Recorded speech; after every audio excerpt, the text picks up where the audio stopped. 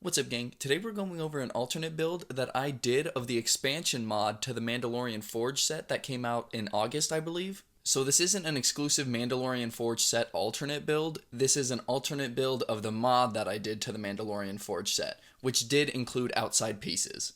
So this entire build and this video was kind of inspired by Mustafa Ryan's Mandalorian Armorer's Forge speeder as well. He made a speeder for the armor and I really liked it. I really liked how it looked. I liked all the shaping and I wanted to do something like that, but I just didn't quite have the pieces. I know I have them somewhere, I just don't know where to locate them. So I went ahead and took apart my Mandalorian Forge and made my own kind of speeder. But I did just want to throw that in there. I know my speeder doesn't quite look like his, but this video wouldn't have happened if he didn't upload his speeder video. I really liked it, so now I'm making my own. But now we can go ahead and get onto the Forge speeder. So I would do my normal review format of going front to back, but because it's a really small speeder, you kind of take in the whole craft when you first see it, but I will go over some small details and a little bit of features that this speeder has. So on this right side, if you were the pilot, you do have one heavy blaster cannon on this side, and then up front you do have one small blaster, so you do have a little bit of defense on this as well as the forge inside. These sticker armor plate pieces are actually from the Infinity Saga Ironmonger Mayhem set, and I'm going to go ahead and pass these off as Beskar armor plating because it is almost the same shade of the Beskar ingots that they use. I went ahead and used some as some small details down here.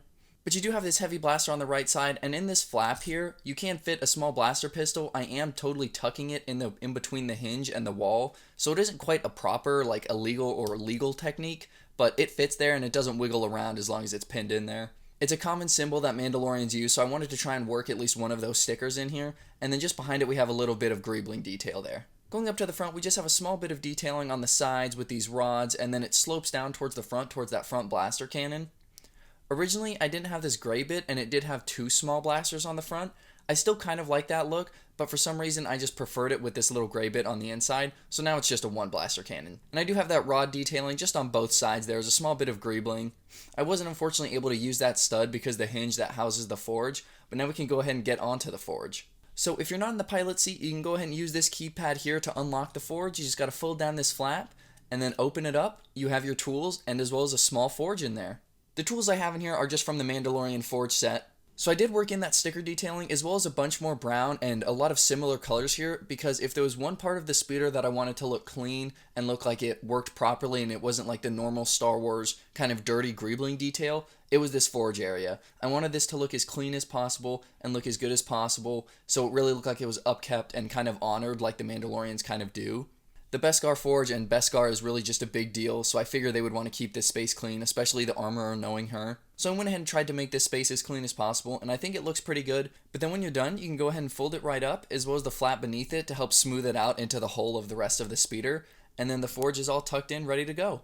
And if you can't open it from the outside of the speeder or you're still on the pilot seat, the pilot does have a small keypad to unlock the forge as well as the rest of her controls to help pilot the speeder. And then going into the pilot seat, I did originally make all of this that yellow tan color, but then the seat almost looked a little too comfortable for what I'm trying to accomplish with this build. This set in my head does have a little bit of a story, and there's a reason it was built, and there's a lot going on with it in my head, so I'll put that in the description to help you guys understand why I think that if I made all this that yellow tan, it would look too comfortable. But ultimately, I do think the gray works a little better than the tan anyways.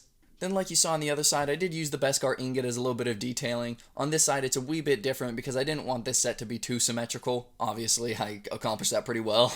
But then just going into the back here, the headrest from the seat just slopes down into the back and then to the rear exhaust here. I did try and work as much greebling on this backside as I could. So if you guys have a keen eye, this set has actually been just slightly modified from the thumbnail.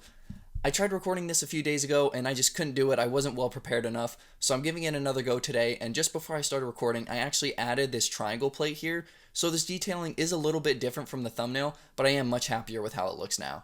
But it does help smooth it out, and then we do have some more translucent blue here. These themselves aren't thrusters. This is the only and main thrusters on the speeder. I like to think that this feeds into the hole, and then this slopes back into the exhaust to help power this bit here. I'm not sure if I explained that well. I don't know like what to call the flames that comes out of the exhaust or the engine or anything, so I'm trying my best. And that pretty much covers the entire thing. I really hope you guys like this build. I was pretty happy with it once it all came together. Being able to fit a forge inside the speeder for the armorer was the main goal, and I'm really happy I was able to accomplish that as well as I did. And ultimately, it doesn't take away from the look. A lot of ships and vehicles in Star Wars are not symmetrical, and this one definitely didn't need to be, and I didn't want it to be. But I'm really happy with the outcome. I think I worked in all the details, the Mythosaur skull like I wanted, and the main thing being this forge here. And while we have the armorer here, we will go ahead and put her in the pilot seat so you can see what that looks like. So I went ahead and tucked her in the pilot seat there, and you can see she fits comfortably. The helmet actually fits just right into these cheese slopes up here. And I know it might not look like that she can see where she's going, but just barely she can. I really hope you guys like this build. I really enjoyed making it, and I'm super happy with the outcome. Like I said previously, there is a small story with this that I have in my head, and there's a reason that the armorer is now using a forged speeder rather than an actual forge in their base. So if you guys care to read that, it will be in the description. And if you have any suggestions of more alternate builds or mods that you want me to do in the future, let me know down below, and I'll see you guys next time. Peace, fellas.